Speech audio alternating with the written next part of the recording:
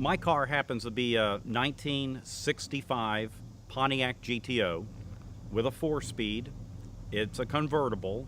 It's a posi traction car. It has a nice big V8. It's supposed to have a 389. By the time I bought this car, it had a 455 engine in it, and it has two 4-barrel carburetors, dual quads, so to speak. That makes it very unique in that it's a 4-speed convertible. A lot of those convertibles back then were automatics. I consider my car a wolf in sheep's clothing. When the top is up, looks like a mean muscle car. The top is down, we've got a beautiful cruising car and just a beautiful sound that comes from it.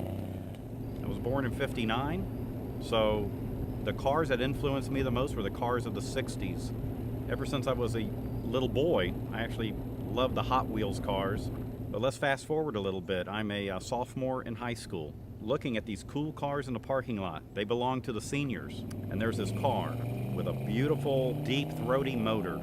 My friend and we were observing that car. Next thing I know, I see the senior that was driving it. I went up to him, introduced myself and my friend, and I said, "Boy, we really love your car. Could we go for a ride in it? We'll buy your lunch." My friend Ed and I got into the back seat, and I couldn't contain myself. We're at a red light.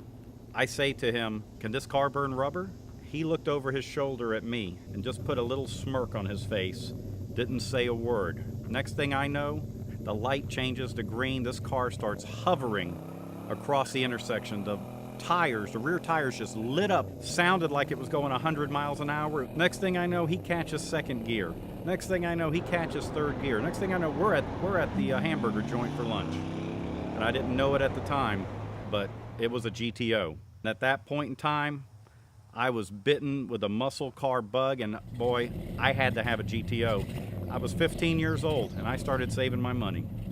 When I get into the car, I go back into time. There's no place for a drink holder. There's no place for a cell phone. You better be ready to drive it. You've got to shift gears and clutch and enjoy yourself and, yeah, hang on.